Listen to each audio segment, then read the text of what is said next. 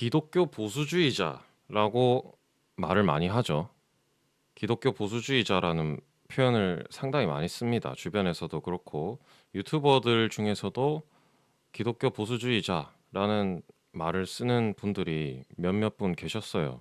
그리고 기독교란 무엇인지 우리가 기독교인임에도 불구하고 기독교가 무엇인지 정확하게 인지하기 힘든 경우가 있죠. 그리고 요즘 들어서 정말 많이 대두가 되고 있는 보수주의. 보수주의는 또 무엇인가? 정확하게 보수주의라는 게 뭘 의미를 하는가? 먼저 기독교란 무엇이고 보수주의란 무엇인지를 먼저 알아야 되겠죠. 기독교와 보수주의의 사전적인 의미를 먼저 봐야 됩니다. 기독교란 다른 의미로 이제 그리스도교죠. 주로 이제 우리가 믿는 대상이 있죠. 예수 그리스도의 삶과 가르침에 이제 바탕을 둔 아브라함계 유일신교입니다. 그 다음에 보수주의의 또 사전적인 의미가 있어요. 보수주의는 뭐냐 그러면 급격한 변화를 반대하고 전통의 옹호와 현상을 유지, 그리고 점진적 개혁을 주장하는 사고방식 또는 그런 경향이나 태도라고 나와 있죠. 뭔가를 지키고 수호해 나가는 태도라고 보면 됩니다. 태도입니다, 태도. 그러니까 뭔가 사상이나 어떤 체계나 이런 게 아니에요. 태도입니다, 태도. 그래서 사람들이 많이 오해하고 있는 게 이 급격한 변화를 반대하고 전통의 옹호와 현상을 유지하는 이것을 뭔가 하나의 사상 체계처럼 받아들여요. 근데 이거는 사상 체계가 아닙니다. 그냥 태도예요. 경향이에요. 그래서 요거 두 개를 일단 사전적인 의미로 딱 짚고 넘어가면 좋을 것 같고 하나씩 하나씩 이제 주관적이면서 보편적인 해석을 한번 봅시다. 기독교에 대한 사실 보편적인 해석이 있습니다. 기독교는 하나님의 진리를 연구하고 정리하면서 기초를 세우는 학문 그 자체입니다. 학문으로 가면 신학이 되고 윤리, 도덕적 질서와 사회 시스템을 구성하는 사상 체계가 되면은 이게 기독교 사상이 됩니다. 동시에 사회를 통찰하고 분별하는 관점이 되기도 해요. 기독교는. 그래서 이게 기독교 세계관이 되는 겁니다. 어떻게 보면은 이거는 되게 포괄적인 개념이자 인간의 사회나 인간의 정치나 뭐 인간 세상에 있어서 기독교라고 하면 가히 거의 모든 것이라고 봐도 돼요. 사실 정치나 사회적으로 봤을 때 기독교는 진짜로 모든 것이라고 봐도 됩니다. 기독교가 사회 질서를 구성하고요. 기독교가 어떠한 규범과 규칙, 도덕법을 만들어냈고요. 그리고 기독교가 위계 질서를 만들어냈어요. 그렇기 때문에 이 사회가 기독교라는 어떤 하나의 큰 울타리 안에서 질서를 유지하고 그 안에서 자유를 누리며 살아가는 겁니다. 그렇게 주장했던 인물이 누구냐? 알렉시 드 토크빌, 알렉시스 드 토크빌이라고 하는 프랑스의 정치학자이자 정치인이었어요. 이 사람이 그 앙시eng 레짐과 프랑스 혁명이라는 책에서 어떻게 썼냐, 이 기독교를. 문명화된 사회, 특히 자유로운 사회는 종교 없이 존속될 수 없다라고 썼어요. 이 사람이 이제 프랑스 대혁명을 경험하고 나서 프랑스 대혁명이 왜 일어났고 프랑스 대혁명으로 인해서 왜 이렇게 프랑스가 무너졌는가를 그 책을 통해서 이렇게 쭉 근거를 제시를 하는데 미국은 오히려 어떠한 체계나 혁명을 통해서 더 발전된 국가로 나아갔단 말이죠. 프랑스는 혁명을 통해서 진보했던 어떠한 체계가 쇠퇴하기에 이르렀는데 미국은 그게 아니라 미국인들은 뭔가 혁명을 통해서 어떤 개혁을 통해서 계속해서 발전해 나가더라. 그래서 미국인들한테 질문을 했어요. 이 사람이. 미국인들을 만나서 질문을 합니다. 너네가 이렇게 성장하고 발전할 수 있는 이유가 뭐라고 생각을 하냐? 그래서 미국인들이 뭐라고 대답을 하냐? 이렇게 대답을 한 거예요. 사회는 종교 없이 존속될 수 없다. 이렇게 대답을 한 겁니다. 미국인들이. 그 책의 어떠한 주요 골자가 이거예요. 사회 질서와 국가의 토대는 이 종교, 기독교를 통해서 유지가 된다. 근데 프랑스 대혁명이 뭘 무너뜨렸죠? 크게 봐서는 아주 큰 관점으로는 기독교를 무너뜨렸습니다. 종교를 무너뜨렸어요.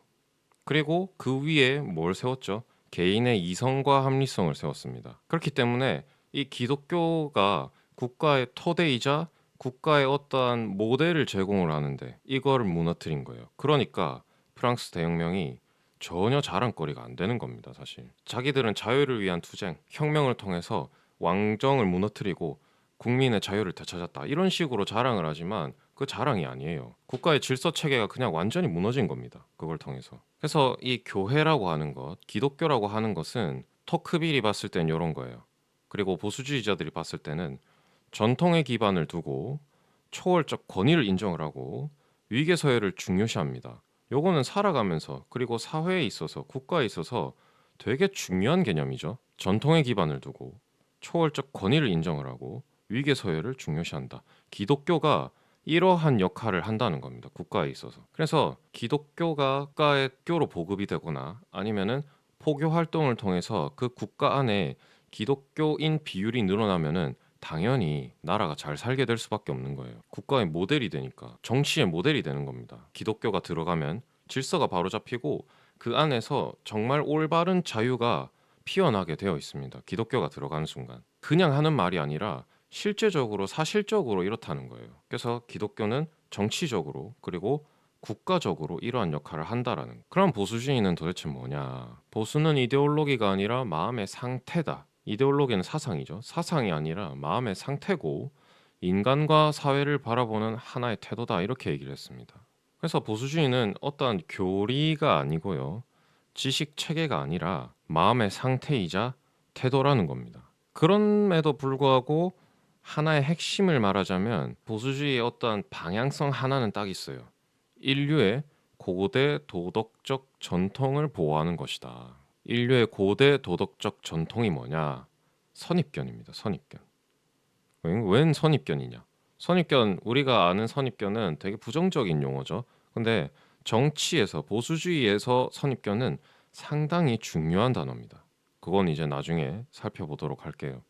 이 보수주의에 어떻게 보면 시초가 되었던 인물이 한 명 있습니다. 아까 얘기했던 에드먼드 버크라고 하는 사람. 영미 보수주의, 특히나 영국의 보수주의의 아주 핵심적인 이제 역할을 했던 인물이에요. 이 사람이 뭐라고 얘기를 했냐? 사물을 제자리에 견고하게 붙잡아두는 질서가 있다. 그러니까 이 사람은 사회를 구성하는 그리고 사회를 움직이고 사회를 뭔가 이렇게 제자리에 있게 하는 어떤 질서가 있다. 이렇게 얘기를 한 겁니다. 그게 뭐냐? 그 질서가 뭐냐? 신이라는 거예요. 신. 근데 이게 막 정말 기독교인으로서 은혜가 되고 이런 것도 중요합니다.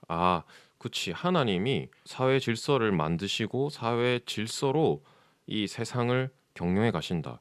요걸로 이제 은혜를 받는 것도 정말 중요하지만 정치적으로 봤을 땐 뭐냐? 이 사람이 하고자 하는 말이 있어요. 단순히 이제 신이다. 신이 있기 때문이다. 이런 식으로 딱 결론을 짓고 넘어가면은 변화가 없습니다. 결론이 뭐냐면 인간은 그만큼 불완전하다가 결론이 되는 거예요. 신은 절대자고 신은 창조주고 신은 전능자입니다. 우리가 알고 있는 하나님은 전능자이시죠.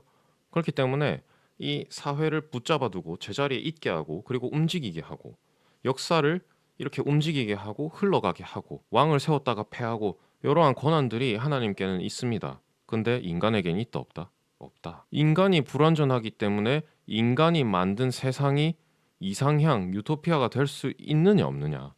없다라고 인정을 하는 거예요. 보수주의는 여기서부터 출발을 하는 겁니다. 그래서 우리가 이 하나님을 믿는다는 것은 반대로 말하자면 인간이 그만큼 불완전하다라고 인정하는 것과 똑같은 거예요. 이 정치 체제, 고도의 정치 체제는 어떠한 개념이 필수적으로 들어가냐? 어떠한 전제가 필수적으로 들어가냐? 인간은 불완전하다가 필수적으로 들어가요. 미국의 의회 제도를 한번 볼까요? 미국의 의회 제도 어떻습니까? 알고 있는 분 있나요? 미국의 의회 제도는 양원제입니다. 양원제. 하원과 상원이 있어요.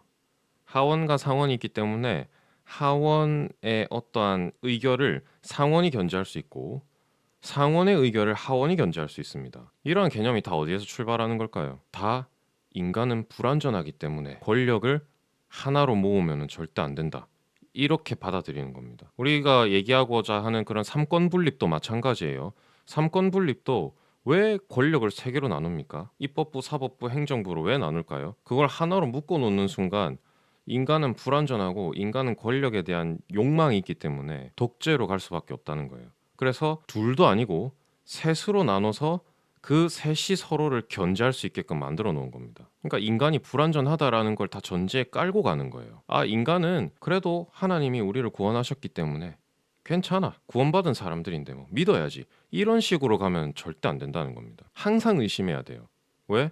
우린 인간이니까. 우리가 구원받았다 해가지고 그 구원이 당장 우리한테 지금 찾아왔습니까? 야, 구원 찾아왔죠. 찾아왔는데 이 구원받은 채로 바로 천국에 올라갈 수 있나요? 안 됩니다. 필시 어떤 과정이 필요하죠? 성화의 과정이 필요하죠. 왜? 인간이니까. 그러니까 이런 불완전하다라는 거를 인지하고 인정해야 되는 거예요. 거기서부터 시작하는 겁니다. 보수주의가. 그래서 어떻게 보면 결론을 딱 내리자면 보수주의는 기독교에 포함이 되는 개념이에요. 사상 체계가 아닌 거죠. 마음의 태도이고 뭔가 경향이라고 할 수밖에 없는 거예요. 왜? 기독교에서 나왔으니까 애초에. 특히나 이제 구약의 도덕법, 그 도덕법을 지키고자 하는 움직임으로 발전을 했었던 겁니다. 애초에. 그리고 또한 어떻다? 사회의 질서는 신이 만들고 역사는 신의 섭리 안에 있다. 이런 식으로 인정을 하게 되는 겁니다.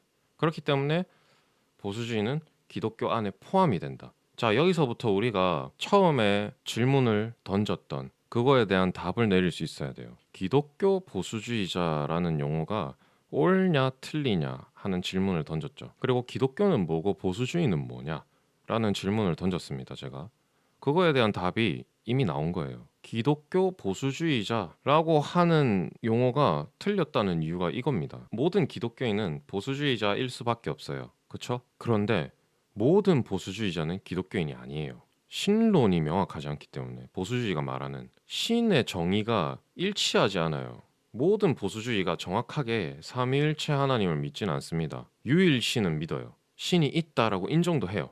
그러나 그 신이 정확하게 삼위일체 하나님이냐? 그건 아닙니다. 그래서 제가 말씀드리고 싶은 거는 보수주의자면 그냥 보수주의자, 기독교인이면 그냥 기독교인이라고 해야 되는 두 개를 혼용해서 쓸 수가 없는 겁니다, 애초에. 그래서 기독교인이라면 그냥 기독교인, 보수주의자라면 그냥 보수주의자.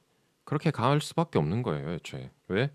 개념이 다르고 그리고 기독교가 상위 개념이기 때문에 보수주의의 상위 개념이기 때문에 우리가 기독교인이니까 그저 우리는 기독교인이다 라고 얘기를 하면 그 안에 보수주의를 지향한다 라는 설명까지 포함이 되는 겁니다.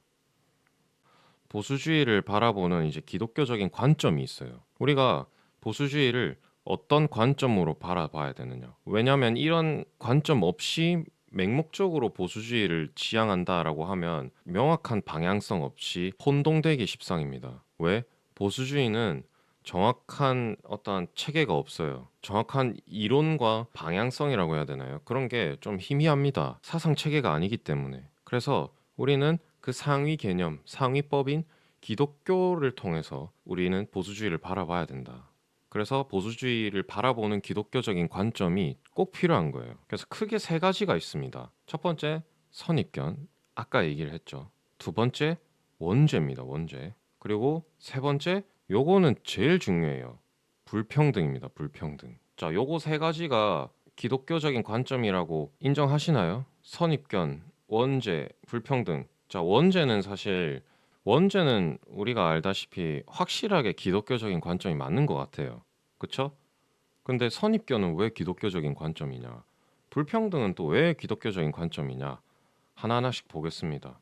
선입견이 그릇된 고정관념이나 편견이 아니에요. 그럼 뭐냐? 슬기롭고 지혜로운 조상들이 무엇이 옳고 그른지 이미 판단을 내려준 내용입니다.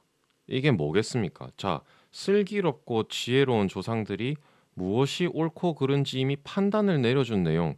이게 한 단어로 표현하면 뭘까요? 우리 기독교에서 성경이죠. 그쵸? 슬기롭고 지혜로운 조상들 성경에 얼마나 많습니까? 대표적으로 바울이 있겠고 뭐 다윗, 솔로몬, 뭐 이사야, 더 앞으로 가면은 모세가 십계명을 썼잖아요. 하나님께 계시를 받아가지고 그거 지금까지 지키고 있습니다. 유대인들이. 슬기롭고 지혜로운 조상들이 무엇이 옳고 그른지 이미 판단을 내려줬다는 거예요. 성경을 통해서. 바울이 이 신약 시대의 성도들에게 어떻게 살아가야 되는지 서신서를 통해서 쫙 써주지 않았습니까? 그릇된 고정관념이나 편견이 아닙니다. 선입견은 지혜로운 조상들이 무엇이 옳고 그른지 이미 판단을 내려준 그 성경을 우리가 따라간다는 겁니다. 진리죠, 진리. 그 다음 원죄. 원죄 마찬가지로 인간은 선천적 결함이 있다. 결함이 있기 때문에 어떤 방법을 쓰더라도 절대 완벽해질 수 없습니다. 왜? 우린 죄인이니까. 그저 예수 그리스도가 우리의 죄를 십자가에 못 박히심으로 구원해 주셨을 뿐입니다. 그렇다고 해가지고 우리가 정말 희고 깨끗해졌습니까? 구원받았다라는 사실에는 변함이 없지만 성화의 과정을 거쳐야 되는 겁니다. 이게 이제 정치적으로는 선천적 결함이 있다라고 표현을 하는 거예요. 인간에게는. 그래서 절대 완벽해질 수 없다라는 걸 인정을 해야 됩니다. 우리는. 그다음 세 번째, 인간은 평등하게 창조되지 않았습니다. 동의하시죠? 애초에 하나님이 각자에게 맞는 것들을 넣으셔서 창조를 하셨어요. 평등할 수가 없습니다. 애초에 각자의 부르심이 다르고요. 각자의 그 크기도 달라요. 서로 다르게 창조되었기 때문에 이 모든 사람이 다른 모든 사람들에게 속할 수가 없는 겁니다. 애초에 어떤 그룹이 속할 수가 없어요. 정치적으로 봤을 때 그래요. 이걸 혼동하면 안 돼요. 그래서 모든 사람이 다른 모든 사람에게 속하지 않는다. 왜? 우리는 평등하게 창조되지 않았기 때문에. 이 평등하다라고 계속 강조하는 어떠한 사상 체계가 있어요. 여러분들도 대충 다 아시겠지만 이 평등을 계속해서 강조를 하고 이 평등을 우리가 실천해 나가겠습니다 외치는 작자들이 분명히 있을 겁니다. 지금도 있죠. 평등을 외치는 작자들이 분명히 있습니다. 정치적으로도 봤을 때 그렇고 교회 안에서도 있을 수 있어요. 교회 안에서도 우리는 평등해질 수 있습니다. 우리는 서로 하나 될 수 있습니다. 종교를 넘어서요. 성별을 넘어서요. 하나가 될 수 있어요. 우린 남자로 태어났지만 여자가 될 수 있어요. 성도 평등하지가 않아요. 왜? 남자와 여자로 분리돼 있으니까. 그거를 조건적 평등이라고 부릅니다. 애초에 조건을 평등하게 만들어버려요. 이 평등을 계속 강조하고 평등을 외치는 자들은 필히 하나님의 대적하는 자일 가능성이 아주 높습니다. 그래서 이 불평등이라는 개념도 완전 기독교적인 개념인 거예요. 애초에 사람은 평등할 수가 없습니다. 그래서 요 세 가지가 기독교적인 관점입니다. 하나씩 하나씩 또 따로 볼까요? 선입견.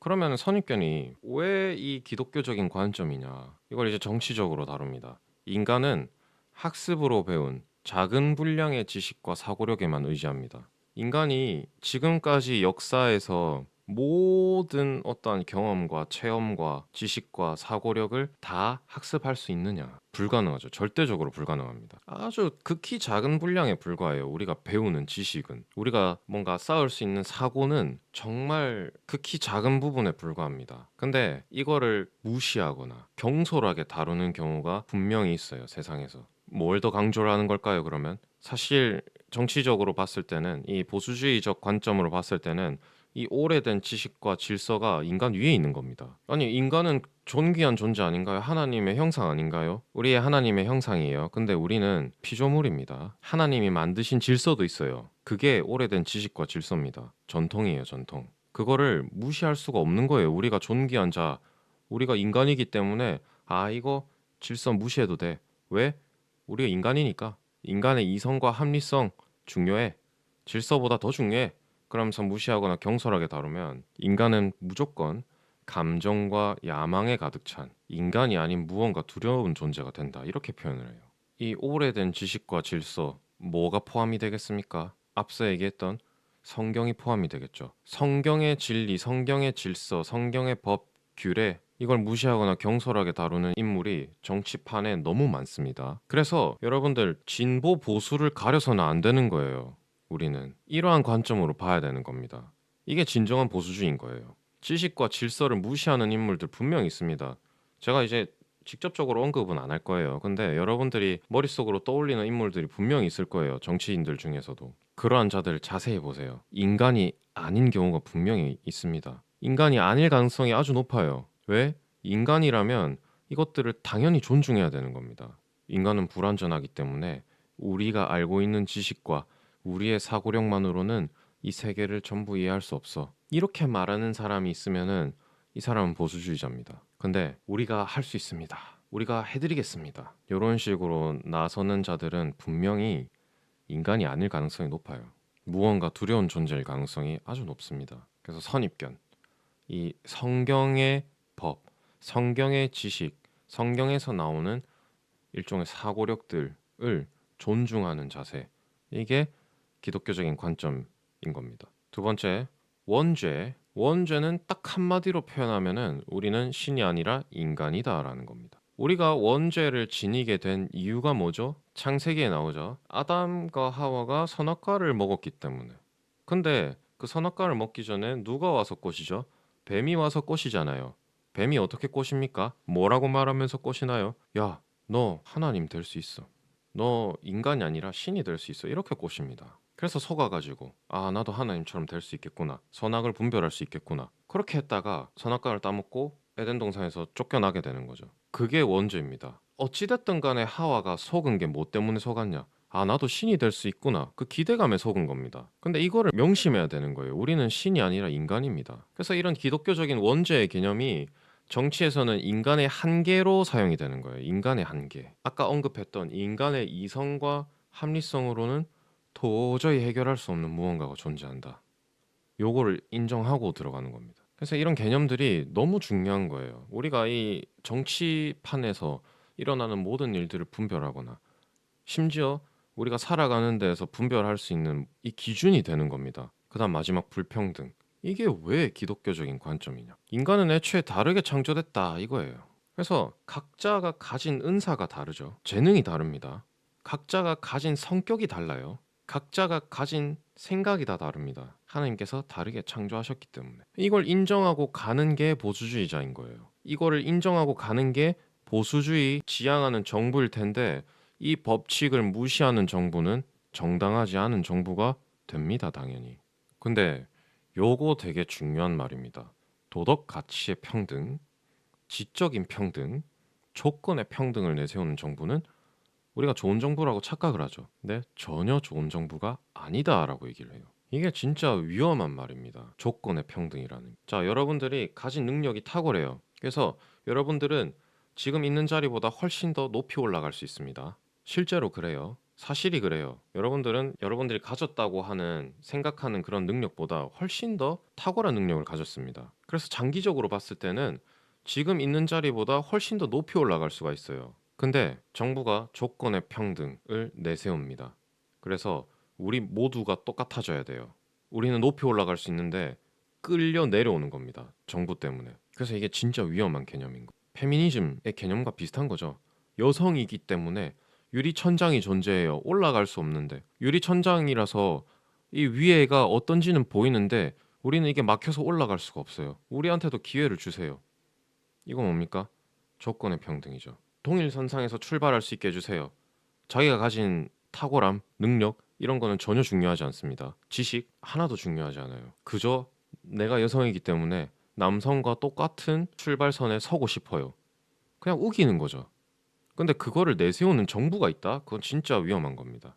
지적인 평등 마찬가지예요. 자, 공산화가 될 때 가장 먼저 하는 작업이 뭐겠습니까? 지식인들 때려잡는 거예요. 왜? 정부보다 똑똑해지면 안 되니까. 정부보다 똑똑한 인물이 가지는 영향력이 어마어마하겠죠. 그 인물 중심으로 반란 세력이 이제 구축이 될 겁니다. 그리고 결국 정부는 무너지게 돼 있어요. 왜? 더 똑똑하기 때문에, 더 현명하고 더 지혜롭기 때문에 그 정보를 그룹이 무너뜨릴 수가 있는 겁니다. 그래서 공산화를 할 때 가장 먼저 시작하는 작업 중에 하나가 지식인들을 제거하는 거예요. 이 핵심은 다 끌어내리는 거에 있습니다. 도덕적인 가치도 끌어내려 가지고 인간은 한낱 짐승에 불과해. 이렇게 돼버리면 어떻게 될까요? 그 누구도 인간을 존중하지 않죠. 그러니까 이런 걸 내세우는 정부는 절대 좋은 정부가 될 수 없다 이겁니다. 그러니까 여러분들 이건 너무나도 잘 알고 있어야 돼요. 불평등이라는 개념, 도덕 가치의 평등, 지적인 평등, 조건의 평등을 내세운 정부는 좋은 정부가 절대 아닙니다. 오히려 위험한 정부예요. 근데 지금 우리나라 어떻게 가고 있습니까? 차별금지법 이건 뭐겠어요? 조건의 평등입니다. 정말 대한민국은 위험한 상황으로 가고 있는 건데 그래서 이런 강의를 듣고 나서 저도 그렇고 여러분들도 그렇고 이걸 많이 알려야 돼요. 지금 정치적인 상황도 그렇고 여러분들이 이걸 알려야 한 사람이라도 깨어서 투쟁할 수 있습니다. 보수주의는 기본적으로 지키고 수호하는 데 목적이 있기 때문에 사람들이 성향 자체가 나서질 않아요, 잘. 자기가 가진 것만 지키려고 합니다. 근데 지금은 그런 때가 아니에요. 지금은 나서서 투쟁해야 되는 때입니다. 그렇기 때문에 여러분들도 이걸 알게 되었을 때 주변 사람에게 알릴 수만 있다면 최대한 알리셔야 돼요. 이 개념 정말 중요한 개념입니다. 그리고 사람들이 많이 깨닫지 못하는 개념이에요. 그래서 이런 부분도 여러분들이 충분히 소화를 해내셔서 많이 알리셨으면 좋겠습니다. 이러한 선입견, 원죄, 불평등이라는 어떤 기독교적인 개념을 싸그리 무시하는, 평등을 강요하는, 평등을 강조하는 주체가 바로 공산주의입니다. 그렇겠죠? 평등은 겉으로 딱 들어보면은 여러분들이 어떻게 느껴요? 평등. 아, 우리 모두가 너무 평등해. 우리가 모두 같은 조건에 있어. 겉으로만 보면 되게 좋아 보이죠? 그리고 되게 이상적이게 보입니다. 근데 이거는 그냥 함정이에요, 함정. 평등이 절대 평등하지 않습니다. 평등을 내세우는 정부는 필수적으로 지도부와 국민들의 불평등을 조성을 해요. 지도부와 국민들은 애초에 평등해질 수가 없죠? 왜? 가진 책임이 다르기 때문에. 정부는 가진 책임이 다릅니다. 국가를 이끌어 나가야 되고 국민들을 수호해야 되는 의무가 있기 때문에 많은 권한을 가진 만큼 많은 책임을 가져요. 그거를 교묘하게 속이는 겁니다. 국민을 위한 정부, 국가를 위한 정부. 그래서 국민들에게 섭섭하지 않게 넉넉하게 제공하고 모든 국민들에게 동등한 기회를 주고 모든 국민들에게 동등한 지원을 하겠습니다. 위험합니다. 진짜 위험해요, 이런 개념은. 근데 공산주의가 대놓고 공산주의다, 우리는 공산주의자입니다, 이렇게 내세울까요? 절대 그렇지 않습니다. 그러니까 우리가 이런 부분을 정확하게 알고 공산주의의 실체를 알고 그 공산주의에 대항하는 어떤 세력이라던가 대항하는 체제는 또 민주주의가 아니에요. 이것도 제대로 알아야 됩니다. 공산주의의 실체에 대해서 제대로 알고 그리고 민주주의에 대해서 우리가 또 올바르게 해석할 수 있어야 돼요. 이 영역은 이 부분은 우리가 다음 주에 수업을 할 겁니다. 우리가 알고 있는 모든 체제들을 이 시간에서는 다 비판할 거예요. 우리가 알고 있었던 체제들이 과연 뭐가 있을까요? 첫 번째, 공산주의. 공산주의는 비판받아야 마땅합니다. 공격받아야 마땅해요. 근데 우리가 강연을 통해서도 아셨겠지만 자유주의, 비판받아 마땅합니다. 우리가 자유주의에 대한 정확한 해석을 공부하게 될 거예요. 그리고 세 번째, 민주주의도 비판받아야 마땅합니다. 요거는 여러분들이 처음 알게 되는 사실일 거예요. 우리가 민주주의라고 하면은 당연히 공산주의라는 체제에 반대해서 대항마로서 우리가 자유를 수호해야 되고 이 민주 정신을 수호해야 되는 거 아니냐라고 물어볼 수도 있겠지만 이론적으로 그리고 경험적으로 민주주의는 대안이 될 수 없습니다. 왜인지를 우리가 그 이유를 이번 시간에 한번 알아보게 될 겁니다. 그래서 잘 따라와 주셔야 돼요. 우리가 공산주의라고 부르는 이 체제는 생각보다 역사가 오래되지 않았어요. 우리가 아는 이 공산주의라고 하는 건 근대, 현대사를 딱 봤을 때 딱 두 곳밖에 없습니다. 공산주의 체제를 이제 국가의 구심점으로 하는 그런 국가는 딱 두 국가밖에 없었어요. 첫 번째 중국, 두 번째 소련, 지금의 러시아입니다. 연도를 보면은 여러분들이 아시겠지만 이 연도가 그렇게 멀지가 않아요. 거의 한 100여 년 전입니다. 그러니까 공산주의가 출현하는 이 시기가 그렇게 멀지는 않다는 거예요. 근데 여러분들 잘 아셔야 될 게 공산주의는 어떻게 보면은 보수주의에 대적하는 그 체제의 완성체라고 보시면 됩니다. 보수주의에 대적해서 사상 체제들이 계속 만들어져요. 그 만들어진 사상 체제들의 완성체가 이 공산주의다. 그래서 늦게 출발했지만 지금까지도 전 세계를 좀먹는 체제가 돼버린 겁니다. 1921년에 중국 공산당이 창당을 했어요. 왜 중국이 건국됐다고 얘기를 하지 않냐면 중국 이꼴 공산당이기 때문입니다. 중국은 일당 체제예요. 일당 체제이기 때문에 중국 공산당이 곧 중국입니다.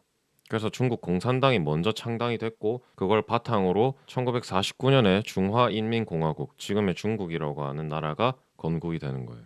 그 다음 1922년도 딱 1년 뒤에 소비에트 사회주의 공화국 연방, 즉 소련이 건국이 되는 건데 이건 이제 연방행 체제이기 때문에 건국이라고 부르기는 좀 그렇고 탄생 정도로 보면 되겠습니다. 그래서 딱 이때에 공산주의가 본격적으로 출현을 하게 되는 겁니다. 그렇다면 그 이전에는 공산주의가 없었냐? 아니에요. 공산주의는 계속해서 다른 이름으로 존재했습니다. 공산주의가 완성체라고 했었죠. 그러니까 부분적으로 공산주의 체제의 부분이 계속해서 발전해 오다가 공산주의라는 완성체로서 드러나게 된 겁니다. 그 공산주의의 뿌리가 여러분들이 충격받을 수도 있겠지만 공산주의의 뿌리가 자유주의예요. 공산주의의 뿌리가 자유주의입니다. 자유주의가 계속해서 발전해 나가고 뭔가 더 확장되고 개념이 계속해서 커진 게 공산주의예요. 물론 무작정 확대되고 확장되고 커지진 않았죠. 자유주의라는 개념 자체가. 그러나 자유주의에서 다른 개념으로 이어지고 하다가 결국에는 공산주의라고 하는 이 완성체가 만들어진 겁니다. 홀로도모르라고 하는 사건이 있었습니다. 1932년에서 33년 정도에 1년가량 벌어진, 이게 뭐 학살극 이런 게 아니고요. 사진을 자세히 보시면은 길거리에 그냥 굶어 죽은 시체들이 이렇게 나뒹굴고 있는 겁니다. 그냥 길거리에 이렇게 굶어 죽은 시체들이 나뒹굴고 있는 거예요. 어디에서? 그때 당시 소련이었던 우크라이나에서.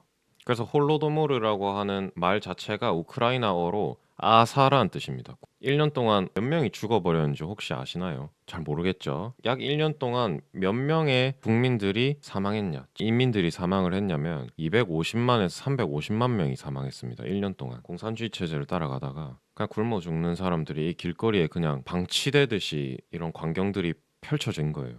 이것 하나만 보더라도 공산주의 체제라고 하는 것은 사회에서 쓸모가 없는 무익한 악에 가까운 겁니다. 여러 미디어나 매체들에서도 이 홀로도모르라고 하는 아사 사건은요, 다른 소련의 대기근이나 자연적인 재해라고 해석하지 않아요. 이것만큼은 공산주의 체제의 치명적인 폐해라고 해석을 합니다. 그만큼 공산주의가 국민의 이익에 부합하지 않는다라는 거예요. 공산이 뭐죠? 같이 벌어서 같이 분배한다는 거잖아요. 근데 이것만 보더라도 같이 분배가 안 되는 겁니다.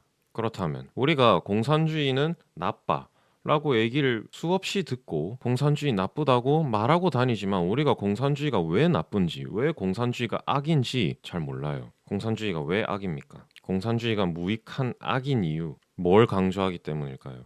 평등을 강조하기 때문이, 평범을 강조하기 때문에 그렇습니다. 우리가 저번 시간에 보수주의를 기독교적인 관점으로 봐야 될 때 강조했던 게 뭐였죠? 불평등이었죠. 인간은 불평등합니다. 하나님이 모든 인간을 똑같이 지으시지 않으셨기 때문에.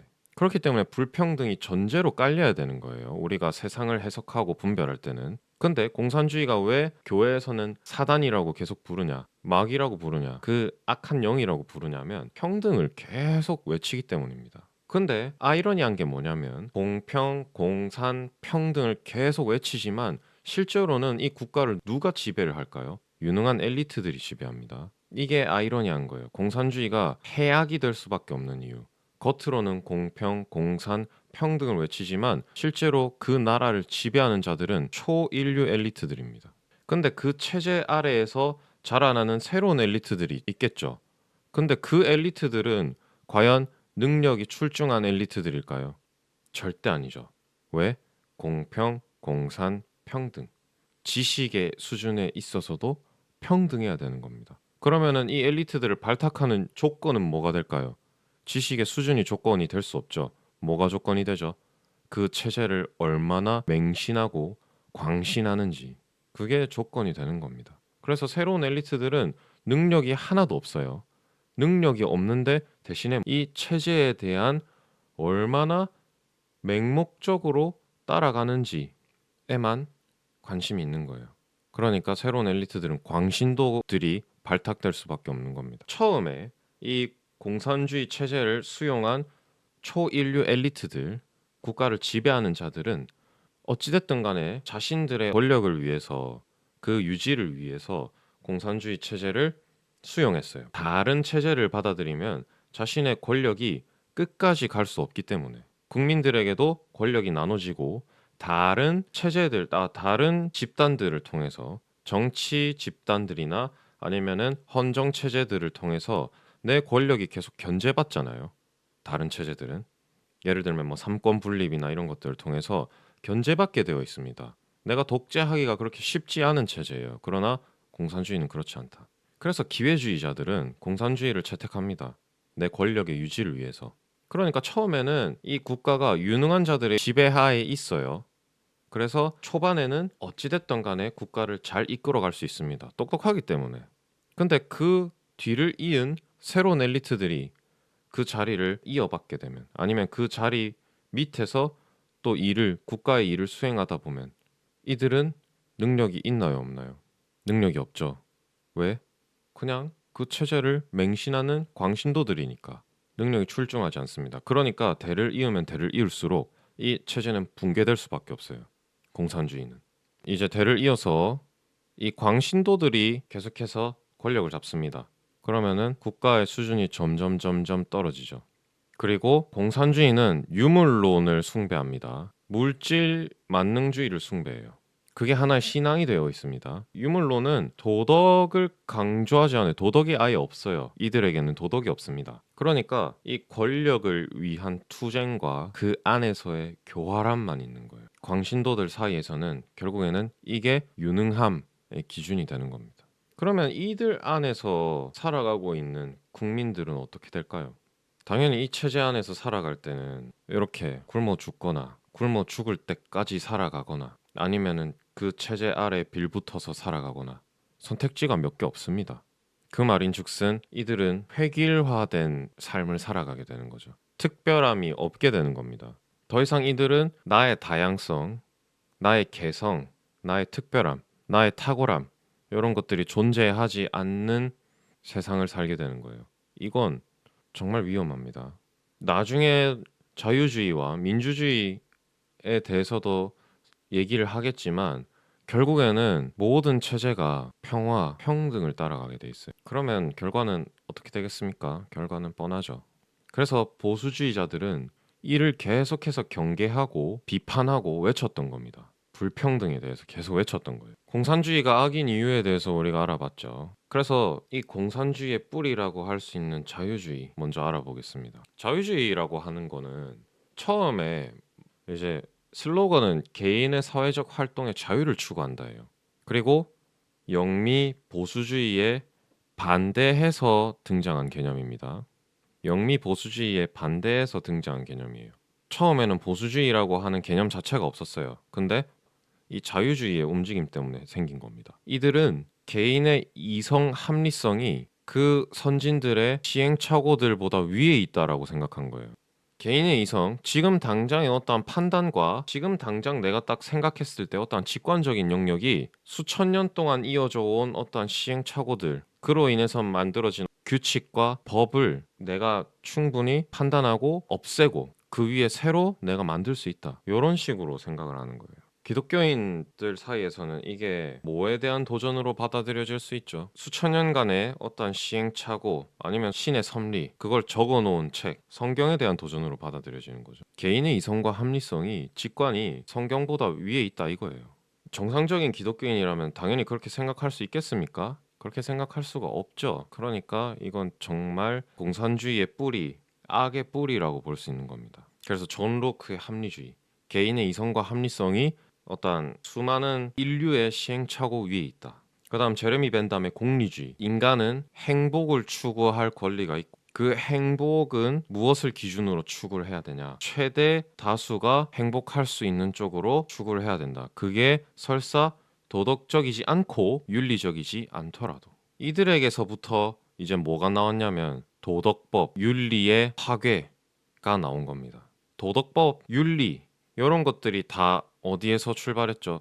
구약의 율법에서부터 출발했죠. 그러니까 자기네들이 생각하기에는 이것 또한 개인이 판단하기에 그렇지 않다라고 여길 수만 있으면은 그렇지 않다고 행동해도 된다. 이런 식으로 봤던 겁니다. 그러니까 이 슬로건이 이렇게 되는 거예요. 개인의 사회적 활동의 자유를 추구한다. 지금 상황으로 보자면은 어떤 운동입니까? 뭐 LGBTQ 운동이 될 수도 있겠죠. 사회적인 활동에 자유를 줘라. 내가 밖에 나가서 트랜스젠더라고 얘기를 하든 나는 남성이지만 밖에 나가서는 여성이라고 얘기를 하는데 나를 반대하지 마라. 차별금지법. 이게 다 자유주의에서 시작을 한 겁니다. 그러니까 우리는 자유에 대해서 너무나도 오해를 하고 있어요. 자유에 대해서 너무 오해하고 있습니다. 그래서 이 오해를 하나씩 하나씩 이제 풀어가면 좋을 것 같습니다. 자, 우리가 흔히 오해하는 저번 시간에서부터 계속 얘기해온 불평등. 그리고 보수주의자들은 이 불평등이 사회에서 꼭 필요하다라고 얘기를 합니다. 첫 번째, 정부라는 것이 존재한다는 것 자체가 불평등하다라고 얘기를 해요. 이 보수의 정신이라는 책에서는 이렇게 설명을 합니다. 완벽하고 절대적인 자유는 사회라는 존재와 공존할 수가 없다. 사회라는 존재 자체가 절대적인 자유를 보장할 수가 없기 때문에 그래요. 사회는 뭡니까? 사회에는 질서가 있어요. 질서가 있습니다. 그러니까 그 질서는 절대적인 자유, 완벽한 자유와 충돌할 수밖에 없어요. 그렇기 때문에 그 질서들이 모인 사회, 그 사회가 모인 국가는 개개인의 자유와 충돌할 수밖에 없는 겁니다. 그리고 보수주의자들은 그 둘이 충돌할 때 뭐에 손을 들어줄까요? 질서에게 손을 들어주는 거예요. 애초에 불평등한 겁니다. 모든 인류가 평등할 수가 없다는 전제를 깔고 가는 거예요. 그리고 이 제임스 쿠퍼라고 하는 사람은 미국의 뭐 작가이자 뭐 정치인이기도 하고 다양한 이제 직업을 가졌던 인물입니다. 그 보수주의의 역사에 또 한 획을 그은 인물이고, 이 쿠퍼라고 하는 사람이 뭐라고 얘기를 했냐면 민주주의의 희망은 공동체의 신사들이나 지도자들의 생존에 달려 있다. 민주주의의 희망이 국민들한테 있는 게 아니고 특정 계층, 특히나 지도자 계층에게 달려 있다라고 하는 거예요. 여기서부터 우리가 민주주의의 함정에 대해서 알아야 돼요. 민주주의는 함정이 있습니다. 이 사람이 뭐라고 얘기를 했냐면 문명이 존재하는 한 재산은 지위를 뒷받침한다고 했어요. 문명이 존재하는 한 재산은 지위를 뒷받침한다. 우리가 사회에 나가면은 주로 돈 많은 사람이 어떠한 특별한 지위를 갖게 되는 경향이 좀 있습니다. 나는 그렇게 생각하지 않아요 라고 하더라도 보통은 그래요. 재산이 지위를 결정하는 조건 중에 하나가 되기 때문입니다. 실제로. 그래서 사회적 지위가 보통은 재산으로 나타나게 되고, 사유재산이 보장되어 있는 국가일수록 그 재산을 가진 신사들이 의무감을 가질 수 있도록, 그러니까 그 재산을 가진 만큼 우리가 국가에 책임을 다해야 된다라고 하는 그 의무감을 가질 여건을 마련을 해야 되는 거예요. 그 국가일수록. 그래서 실제로 이제 불평등이라고 하는 게 그 미국의 제도 어디에도 나타나 있지 않고 그 외에 또 다양한 국가의 다양한 헌정 체제가 이 불평등을 말하고 있지 않아요. 그 이유가 뭐냐면 그 수많은 헌정 체제가 이제 침묵을 지키고 있지만 처음 헌정 체제를 구성했던 인물들은 어떻게 봤냐면은 우리가 숨 쉬는 일을 중요하다 언급하진 않잖아요. 숨 쉬는 일은 당연한 거니까. 우리가 숨을 억지로 쉬나요? 우리는 숨을 억지로 쉬지 않습니다. 숨 쉬는 일이 너무 중요하고, 그리고 숨 쉬는 일은 당연한 거예요. 사람이 생존하는 데 있어서. 마찬가지로 먼저 보수주의와 헌정 체제를 구성했던 인물들은 이 불평등이라는 게 당연한 결과다라는 거를 알고 있었기 때문입니다. 그러니까 불평등은 우리가 이 헌정 체제를 구성하는 데 있어서, 이 법치주의를 구성하는 데 있어서 당연한 결과다. 불평등을 당연히 우리는 인정하고 간다. 라는 게 그냥 깔려 있었던 거예요. 그렇기 때문에 많은 선언문과 그 헌정 체제 안에서 불평등이 드러나지 않는 겁니다. 그리고 그 불평등한 지위에 있는 사람들은 그만큼 책무를 다해야 된다라고 주장을 했던 거예요. 그래서 이 불평등을 계속해서 강조를 합니다. 그러면서 자유를 오해하는 사람들에게 계속해서 말을 하게 되는데, 주장을 하게 되는데, 그럼에도 불구하고 지금의 우리는 민주주의가 정답이다라고 생각을 해요. 특히나 꽤나 정치에 잘 알고 있고 몸담고 있다라고 얘기를 하는 그 기독교인들도 민주주의가 답인 듯이 얘기를 하죠. 하지만 민주주의는 답이 될 수 없습니다. 민주주의는 함정이 있기 때문에 그래요. 민주주의가 공산주의의 대항마인가요? 민주주의가 공산주의의 대항마가 아닙니다. 절대 아니에요. 공산주의의 반대말이 민주주의인가요? 아닙니다. 공산주의의 반대말은 민주주의도 아니고 그 어느 것도 아니에요. 그냥 수많은 정치 체제 중에 하나일 뿐입니다. 답이 아니에요, 답이. 자, 이 책에서 저자는 뭐라고 얘기를 하냐면은 민주주의에는 그 적절한 한계를 넘어가려는 경향이 있다고 합니다. 선을 넘는다는 거예요. 정치적 평등을 경제적 평준화로 바꾸려 하고, 동일한 기회는 모두가 평범해져야 한다는 고집으로 변하며 모든 개인적 권리와 사생활을 침해하려 한다. 여러분들 충격적이죠. 민주주의도 독재자의 모습을 가지고 있다는 겁니다. 민주주의자들은 자신들을 법 위에 놓으려 하며 다중의 의견을 정의라 여긴다. 법이 정의가 아니라 다중의 의견, 다수의 의견을 정의라고 여기는 거예요. 여러분들 이게 답이 될 수 있습니까? 다수의 의견이 정의라고요. 자신들을 법 위에 놓으려고 하는 게 답입니까? 진짜 위험한 생각입니다. 이러한 인물이 우리나라 정치판에 딱 한 명 있어요. 누굴까요? 이재명입니다. 충격적이죠. 이재명은 민주주의자예요. 이재명이 출마 선언할 때 뭐라고 얘기를 했냐면은 법도 중요하지만 법 위에 존재하는 국민들의 가치가 더 소중하다, 이런 식으로 얘기를 했어요. 출마 선언을 하면서 그 동영상에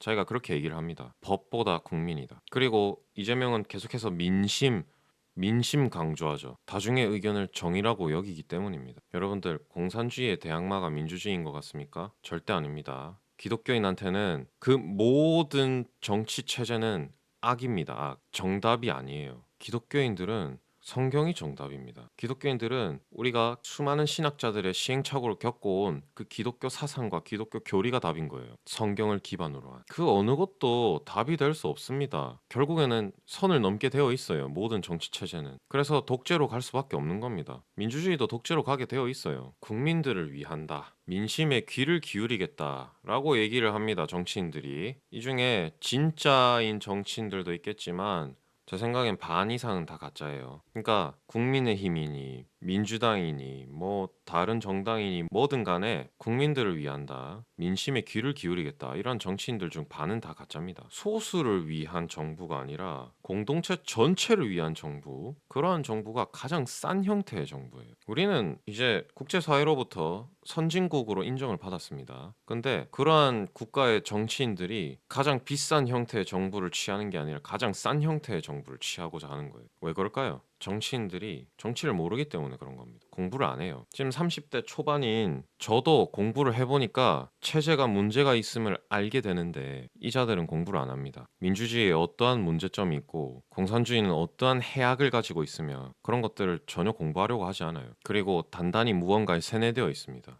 뭐에 씌여 있어요. 그러니까 이게 믿음과 믿음의 싸움이 되는 거고, 이게 그냥 눈으로 보이는 형태의 싸움이 아닌 겁니다. 정치는 어쩔 수 없이 종교와 깊이 결탁하게 되어 있어요. 정치 또한 이들한테는 신앙이 되는 겁니다. 이렇게 믿을 수밖에 없는 거예요. 그러한 함정에 빠지지 않으려면 우리는 계속해서 공부해야 되는 겁니다. 계속해서 배울 수 있어야 되고, 그 배움에 있어서 뭐든지 간에 꼭 정치뿐만 아니라 어떠한 형태의 공부든 간에 우리는 배울 수 있어야 돼요. 그 배움에 또 열려 있어야 됩니다. 우리가 배우는 걸 멈추는 순간 어떻게 되냐면 그 자리에 있는 게 아니라 멈추는 순간 뒤로 가요. 오히려 남들이 앞으로 계속 뛰어가기 때문에 상대적으로 우리는 뒤로 가게 되는 거다, 그런 게 아닙니다. 배움을 멈추는 순간 스스로 뒤로 가게 되어 있어요. 상대적인 게 아닙니다. 남들도 다 똑같아요. 남들도 다 똑같은 인간이기 때문에 그걸 뭐 상대적으로 비교하고 경쟁하고 이런 개념으로 접근하면 안 됩니다. 배움을 멈추는 순간 그 즉시 스스로 뒤로 가게 되어 있어요. 반대로 가게 되어 있습니다. 알려고 하지 않는 자만큼 위험한 인물이 없어요. 우리는 끝까지 배워야 됩니다. 죽기까지 배워야 돼요. 우리는 그만큼 불완전한 존재이기 때문입니다. 우리가 이 불완전과 불평등을 계속해서 되뇌이고 살아야 돼요. 우리는 불완전합니다. 우리는 죄인입니다. 결국엔 이게 다 신앙 고백으로 이어지게 되는 겁니다. 자, 그래서 이 제임스 쿠퍼라고 하는 사람, 아까도 얘기를 했죠. 어떻게 정부를 구성을 해야 되냐라고 얘기를 했어요. 민주주의의 딱 이상적인 부분을 강조를 합니다. 뭐라고 얘기를 하나요?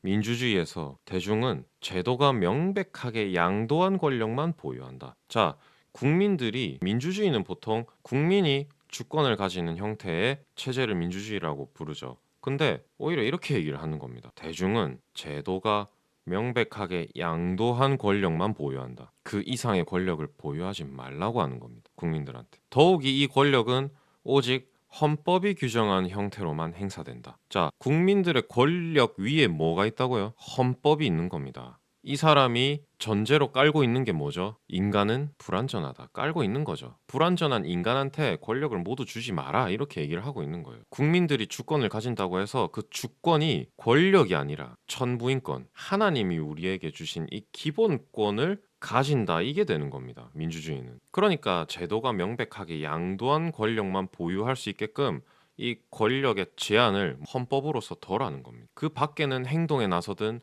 단순한 의견에 국한되든 모두 압제다. 자, 민주주의의 수호, 민주주의 체제를 계속해서 유지하는 데에는 꼭 민주적일 필요는 없다는 거예요. 민주적일 수가 없다는 겁니다. 이 민주주의의 수호에는 헌법이 가장 위에 있어야 된다. 법이 가장 위에 있어야 된다. 이거는 어떤 공동체의 태도와 흡사하죠. 기독교인들의 태도와 아주 흡사한 겁니다. 기독교인들은 자신의 권리가 성경 위에 있다고 얘기하고 다니나요? 전혀 그렇지 않죠. 기독교인들은 성경이 절대적인 겁니다. 하나님의 말씀이 절대적인 거예요. 그 안에서 규정한 형태로만 우리의 권리가 행사가 되는 겁니다. 그 밖에는, 하나님의 법 밖에서 행동하고 의견을 내는 건 모두 뭡니까? 압제당해야 되는 게 맞는 거죠. 그래서 이렇게 얘기를 하는 겁니다. 미국에서 진정한 자유를 바라는 사람은 폭정의 행태가 대중에서 비롯된다는 사실을 이해해야 된다. 진정한 자유를 바라는 사람은 대중들에게 권리를 많이 주지 마라, 권력을 많이 주지 마라 이렇게 얘기를 하는 거예요. 폭정의 행태가 어디에서 비롯된다고요? 폭정이 대중에서 비롯된다고요. 대중들에게 권력을 너무 많이 줘버리면 이들이 법 위에 있게 되고 법 위에 있으니까 무법천지가 되잖아요. 그러니까 대중들 개개인이 생각하는 게 그게 곧 법이 되는 겁니다. 이거 다 어디에서 오는 거죠? 자유주의 사상에서 오는 거죠. 개인의 판단과 개인의 이성 합리성이 법 위에 있다. 시행착오들 위에 있다. 그러니까 진정한 자유를 바라는 사람이라면 민주주의를 외쳐야 되겠습니까? 외치지 말아야 되겠습니까? 민주주의를 외치지 말아야죠. 그리고 우리가 이런 걸 계속 알게 되면 알게 될수록 머릿속에 떠오르는 정치인들이 계속 등장하죠. 법을 그냥 가지고 노는 인간들이 많습니다. 뭐 이재명뿐만이겠습니까? 그러니까 우리는 그 어디에도 서 있으면 안 되는 거예요. 그 어디에도 편을 들면 안 되는 겁니다. 우리는 어디에 서야 됩니까? 하나님의 편에 서야 되는 거예요. 성경의 편에 서야 되는 겁니다. 민주적 독재라고 하는 말이 있습니다. 누가 얘기를 했냐? 우리가 전 시간에 배웠던 알렉시 드 토크빌이라고 하는 사람이 민주적 독재라고 하는 말을 처음에 주장을 했어요. 이 시대 민주사회의 위협은 단순한 질서의 붕괴나 한 사람의 권력 찬탈에 있지 않다. 오히려 평범함의 폭정, 중앙 정부가 강요하는 정신과 조건, 마음의 규격화, 그리고 정확하게 라스키가 이야기한 집산주의 규율이 현대 민주사회를 위협한다. 이렇게 얘기를 해요. 또 뭐라고 이야기를 하냐? 모든 인간을 취향과 세련됨에서 가장 높은 수준으로 올리기는 자명하리만큼 불가능하기 때문에 그 대안은 결국 공동체를 가장 낮은 단계로 끌어내리는 것이다. 자, 민주적 독재의 시작은 어디서부터 시작이 되냐면은 대중을 하향 평준화하는 데서부터 시작합니다. 평범함의 폭정이라는 말이 뭐겠어요? 평범함이 폭력을 휘두르는 겁니다. 정치에 있어서 중앙 정부가 강요하는 정신과 조건. 자, 민주주의 체제에서 명확한 중앙 정부가 존재하죠. 근데 중앙 정부가 강요하는 정신과 조건이 있다는 겁니다. 자, 민주주의 또한 사상 체계가 있죠. 정부가 주장하는 바가 분명히 있습니다. 그게 평등이에요. 평등. 우리가 평등이 악하다 그랬죠. 민주주의 또한 평등을 주장합니다. 평범함을 주장해요. 왜? 국민이란 단어를 가장 많이 쓰기 때문에 그렇습니다. 국민을 일반화시켜버려요. 민주주의는 국민을 일반화시켜버립니다. 우리는 이제 알죠. 인간은 불평등하게 창조되었기 때문에 국민이라는 단어 안에 누군가는 탁월한 사람이 있고 누군가는 수준 이하의 사람이 있고 누군가는 평범한 사람이 있고 누군가는 그 탁월함 위에 탁월한 능력이 있는 사람이 있고 누군가는 가난한 수준 그 아래에 있는 지극히 가난한 수준에 있는 사람들도 있습니다. 그러니까 그 다양한 계층을 싸그리다 국민이란 그 한 단어로 일반화시키는 거예요. 그러면 국민 모두가 자산이 10억이 될 수 있습니까? 국민들 모두가 아주 고매한 지식을 가진 지성인들이 될 수 있습니까? 불가능하죠. 불가능하기 때문에 민주주의는 뭘 주장하는 거죠? 국민을 위한 이런 것들을 계속 주장해야 되는데 그 국민들의 수준을 가장 낮은 단계로 끌어내리는 거예요. 그렇게 일반화를 시켜버려요. 왜? 국민들 수준을 가장 높은 수준으로 끌어올릴 수 없기 때문에 불가능하기 때문에 그러니까 결국에는 그 공동체를 가장 낮은 단계로 끌어내리는 겁니다. 거기서부터 민주적 독재가 시작이 되는 거예요. 그렇게 하기 위해서 어떻게 합니까? 똑같아요. 공산주의랑 똑같습니다. 특별함을 거부해요. 민주주의는. 특별함을 거부합니다. 이게 과반수의 오류예요. 민주주의는 국민들의 주장과 국민들의 말과 국민들의 행동 이런 것들을 되게 강조하고 되게 보호하려고 합니다. 그래서 민주적 독재의 시작점인 국민의 수준이 하향 평준화 되었다라는 가정하에 이 사회적 조건이 평등할 때마다 여론은 어떻게 하냐면 각 개인의 마음을 심히 무겁게 내리누른다 이렇게 돼 있어요. 어떻게? 다중의 의견이 개인의 의견을 포위하고 지시하고 압박하는 겁니다. 과반수가 그런 역할을 하죠.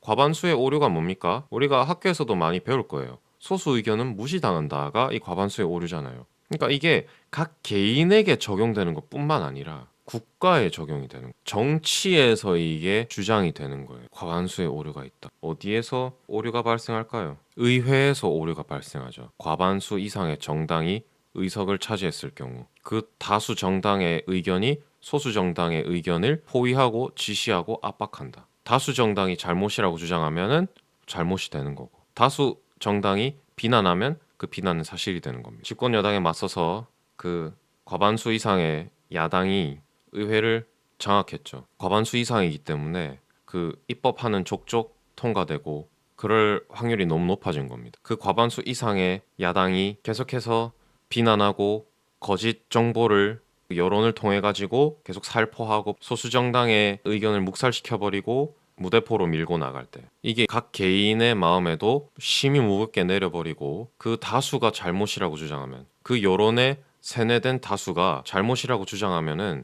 이 소수는 자기가 틀렸다고 인정할 수 있는 거예요. 그러니까 강제할 필요가 없는 겁니다. 너 이렇게 해 강제할 필요도 없이 그냥 그 다수들은 그 개인을 소수를 포위하고 지시하고 압박해버리면 결국에는 그 소수는 포기하게 됩니다. 그리고 이게 어떤 문제가 발생하냐면은 대다수 사람이 거부하거나 비난한다고 선언하면은 그 비난한 대상이 신뢰도가 있을까요, 없을까요? 대다수 사람이 비난하는 한 대상이 있습니다. 그러면 그 사람은 신뢰도가 있는 사람이 될까요, 없는 사람이 될까요? 일반적으로 생각했을 때 없는 사람이 되겠죠. 왜?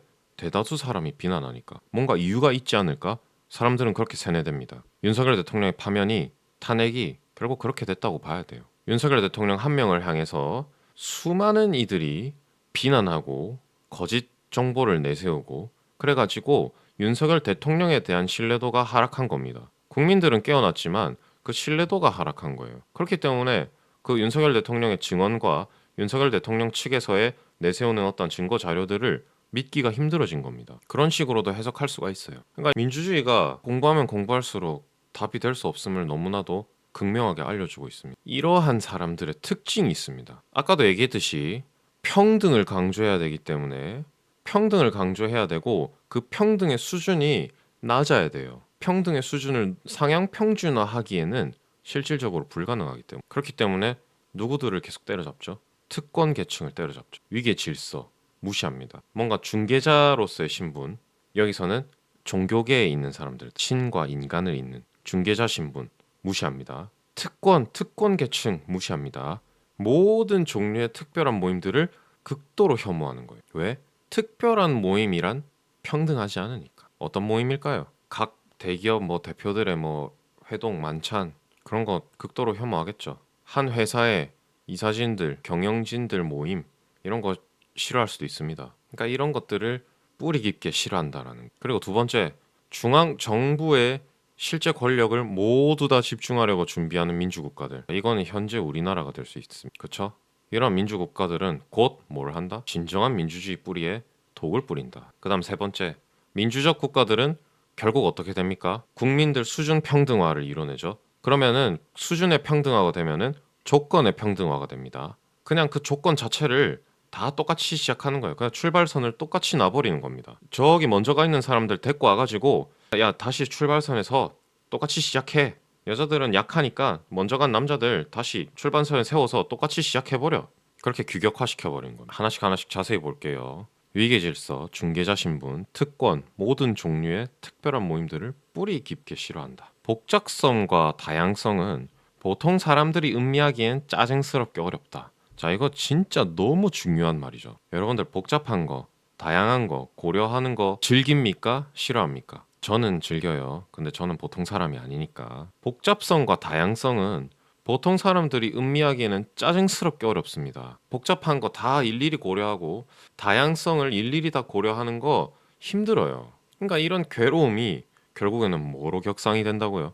혐오로 격상이 되는 겁니다. 심지어 초자연적인 존재나 신과 인간을 잇는 사제들도 민주적 사회의 종교에서는 흐릿해져 간다. 이 복잡하고 다양한 우리가 알 수 없는 우리가 이해할 수 없는 영역이기 때문에 짜증이 나죠. 화가 나죠. 화가 나니까 혐오로 이어집니다. 그러니까 특별계층, 중개자, 신의 중개자, 신분을 가진 이들 혐오하는 겁니다. 이들도 특별하잖아요. 그렇죠? 목사님들 특별하지 않습니까? 선교사들 특별하죠. 혐오할 수밖에 없는 거예요. 그러니까 민주적 사회에서는 종교의 힘이 흐릿해져 간다. 그래서 평균적인 인간은 그냥 단순한 관계를 선호하는 거예요. 개인이 신을 직접적으로 맞닥뜨리든 개인이 개인을 직접적으로 맞닥뜨리든 단순한 체계와 단순한 질서와 단순한 관계를 선호하는 겁니다. 그러니까 이러한 평균적인 인간에게 필요 이상의 권력을 주는 순간 어떻게 되겠어요? 사회가 만들어 놓은 복잡하리만큼 다양한 체계가 질서가 단순해지고 결국 무너지게 되는 겁니다. 두 번째, 중앙 정부의 실제 권력을 모두 다 집중하려고 준비하는 민주국가. 이러한 국가들은 곧 진정한 민주주의 뿌리에 독을 뿌린다. 이게 무슨 말일까요? 진정한 민주주의는 지역적 제도들의 산물이기 때문입니다. 진정한 민주주의는 자립이에요, 자립. 박정희 대통령이 시도했던 지역의 자립, 지방의 자립. 그래서 토크빌도 자유는 지방주의와 무한히 직결되어 있다라고 인지를 한 겁니다. 왜? 중앙 집권이 되는 순간 어떻게 되죠? 중앙 정부의 힘이 강해지죠. 지방이 이를 견제할 수가 없는 겁니다. 똑같은 거예요. 인간은 불완전하다가 전제가 돼 있는 겁니다. 그렇기 때문에 중앙 정부의 독재를 지방 정권이 또 막아야 되는 거예요. 이게 뭐죠? 연방제죠. 그 연방을 이상적으로 이끌고 있는 나라가 미국이죠. 뭐 연방과 지방은 조금 다릅니다. 그렇지만 어찌됐든 간에 중앙 정부, 중앙 집권 체제를 막기 위한 상호 견제 도구는 확실한 거예요. 그러니까 반대로 생각하자면은 통합은 독재와 혁신의 도구가 되는 겁니다. 통합되면 당연히 독재가 되는 게 맞죠. 근데 혁신은 또 뭘까요? 통합이 되는 순간 부정적이든 긍정적이든 혁신이 이루어질 수밖에 없습니다. 하나로 모아지잖아요. 그럼 그 하나로 모아진 그 움직임 자체가 이전의 체제와는 완전히 다른 체제로 갈 수 있는 거예요. 프랑스 대혁명이 그렇죠. 프랑스의 구체제 앙시엥 레짐이라고 하는 것도 이전의 어떤 유럽 사회의 질서들, 기독교적인 질서를 의미하는 겁니다. 통합은 보수적인 도구가 아닙니다. 통합은 혁신적인, 개혁적인, 진보적인 도구인 거예요. 또 통합은 수많은 유서 깊은 이해 집단들을 단 한 번의 혁명적 폭력으로 전복할 수 있게 해줬다. 그러니까 어찌됐든 간에 하나로 모이면 안 되는 겁니다. 하나로 모였을 때 이 하나로 모임 집단이 진짜 폭력적인 일을 저지를 수도 있고 진짜 이상적인 체제들을 그리고 법 안에 있는 체제들을 갖고 나갈 수도 있는 거예요. 그러니까 둘 중에 하나란 말이죠. 긍정적인 방향, 부정적인 방향. 굳이 그러한 리스크를 짊어질 필요가 있을까요? 그리고 그건 리스크가 아니라 거의 확실시 되는 겁니다. 인간은 불완전하기 때문에. 그 중앙정부 체제로 가게 되는 순간 필히 그자들은 독재 유혹에 빠지게 되고 독재를 할 수밖에 없게 돼 있어요. 역사가 그걸 증명합니다. 그러니까 이 민주주의에 독을 뿌린다는 게 이상한 사상과 이상한 체제들 뿌리게 되는 겁니다. 그리고 그걸 견제할 수가 없게 돼요. 지금의 우리나라랑 똑같지 않습니까? 지금 우리나라도 견제가 됩니까? 상호 견제가 돼요? 안 되죠. 그러니까 민주주의는 답이 될 수가 없는 겁니다. 세 번째, 결국 어떻게 되냐? 획일성과 규격화에 빠져버리는 것. 그들은 보통과 다르게 튄다든지 위대하거나 개인적이고 신비스러운 것은 증오한다. 입법은 포괄적이고 유연하지 않아야 된다고 요구한다. 모든 인간은 그 자신을 주변 사람과 거의 다르지 않다고 보기 때문에 왜 한 사람에게 적용 가능한 규칙을 다른 모든 사람에게 평등하게 적용할 수 없는지 이해할 수 없다. 따라서 아주 사소한 특권도 그의 이성으로는 불쾌한 일이다. 계급과 신분 제도가 사라지면 남과 달라지려는 혹은 특징이 두드러진 개인이 되려는 욕구는 곧 적어진다. 충격적인 말이죠. 우리나라가 지금 이렇게 가고 있는 것 같지 않습니까? 보통과 다르게 튄다든지 위대하거나 개인적이고 신비스러운 것 우리나라가 증오하고 있지 않나요? 입법은 포괄적이어야 한다고 얘기하지 않나요?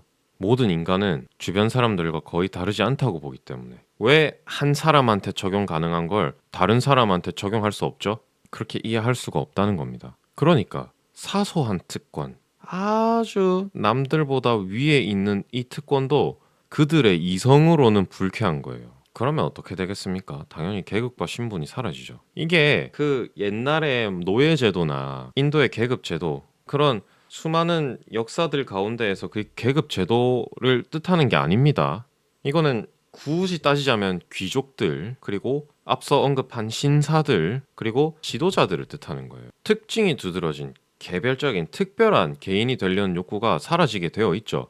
그 특별함이 결국에는 그 계급과 신분을 나타내기 때문에. 그러니까 민주주의라고 하는 게 이러한 치명적인 단점들을 가지고 있는 겁니다. 그리고 민주주의도 독재에 빠질 확률이 너무 높아요. 그래서 공산주의도 아니요, 사회주의도 아니요, 자유주의도 아니요, 민주주의도 아닌 우리는 어떻게 살아야 되느냐. 기독교인이 정치를 어떻게 바라봐야 되고 기독교인이 세상을 어떻게 바라봐야 되느냐. 우리가 어떻게 살아야 될까요? 성경에 이렇게 명확하게 적혀 있습니다. 여호와께서 이와 같이 말씀하시되 너희는 길에 서서 보며 옛적 길 곧 선한 길이 어디인지 알아보고 그리로 가라.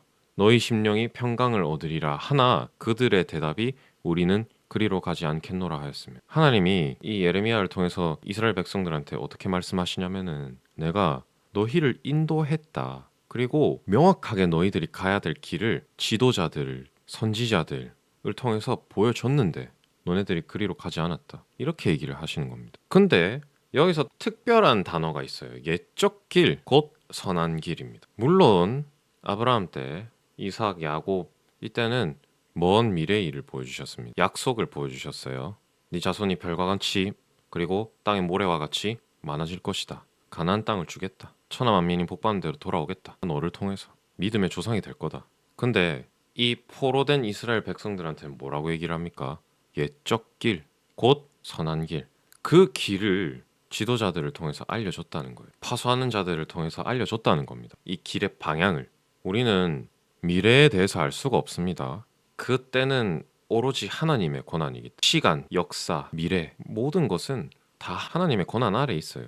그러면 우리가 이 길을 걸어가야 될 때는 무엇을 통해서 걸어가야 됩니까? 옛적 길, 이때까지 걸어왔 선진들의 모습을 보고 선한 것을 검증한 다음에 가야 되는 겁니다. 하나님이 보시기에 선한 것, 그게 어디인지 알아보고 그리로 가라. 보수주의의 시작이 이 말씀 구절에서 나옵니다. 우리는 미래를 알 수 없고 미래를 예측할 수도 없고 미래를 대비해서 갈 수도 없습니다. 오직 우리가 대비할 수 있는 건 역사를 보고 그리고 믿음의 선진들의 시행착오를 보고 그 중에서 하나님의 뜻이 무엇인지 알아보고 그리로 가는 수밖에 없습니다. 이게 우리가 정치를 대하고 우리가 역사를 대하고 우리가 세상을 바라보는 마음가짐이 돼야 되는 거예요. 그리고 또한 우리는 이러한 태도들을 가져야 되는 거예요. 기독교인은 두 가지의 특성을 동시에 탑재해야 됩니다. 첫 번째는 정통성이고요. 두 번째는 유동성입니다. 정통성에 포함되는 핵심 키워드는 절대적 기준, 시행착오, 비판의지예요.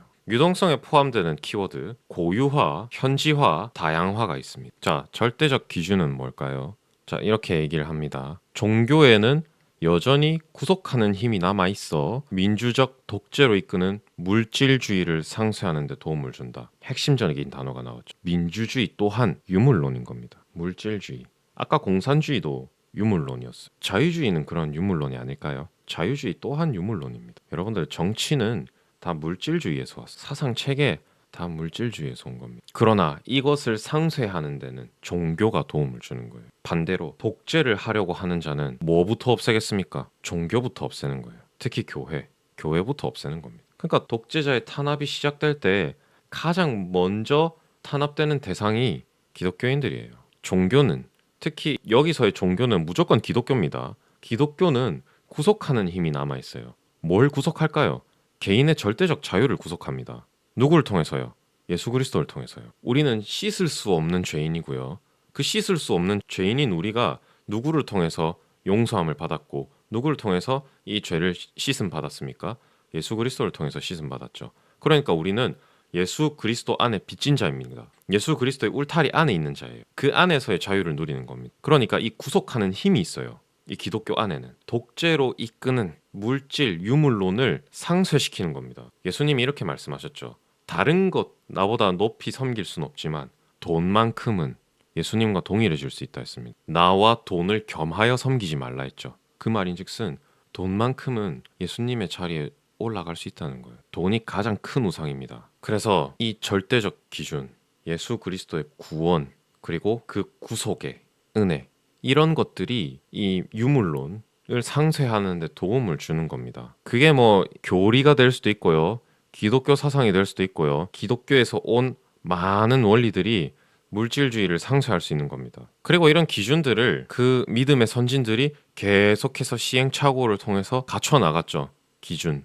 어떠한 신학적인 체계일 수도 있고 교리적인 것들일 수도 있고 그러한 시행착오 또한 우리가 가져야 되는 겁니다. 살아가면서 시행착오 얼마든지 있을 수 있다. 왜? 우리는 완전하지 않기 때문에. 하나님은 시행착오가 없으시죠. 하나님은 계획 그 자체이시고 그리고 그걸 실행하시고 그걸 이루어 가십니다. 그러나 우리는 그럴 수 없어요. 시행착오가 무조건 있습니다. 그러니까 우리가 잘못된 길로 갈 때, 어느 누군가, 어느 집단이 잘못된 길로 갈 때 우린 끊임없이 비판할 수 있어야 되는 거예요. 비판해야만 합니다. 그 정통성을 지키기 위해서. 우리가 수호해야 되는 그 가치, 기독교 사상과 교리와 하나님의 말씀을 수호하기 위해서, 그 복음을 수호하기 위해서 우리는 끊임없이 비판할 수 있어야 돼요. 이것이 기독교인이 가져야 되는 첫 번째 태도, 정통성입니다. 그렇다면 두 번째 태도는 유동성이죠. 이걸 무차별적으로 강조하지 말라는 겁니다. 기독교는 또한 다양성을 강조하죠. 이 보수의 정신이라는 책을 쓴 러셀 커크는 이렇게 말합니다. 획일성은 고매한 존재가 되고자 하는 인간의 분투를 가로막는다. 우리가 지식이 풍성하고 너무나도 잘 알고 있다 해서 그걸 다른 사람에게 강요하면 안 돼요.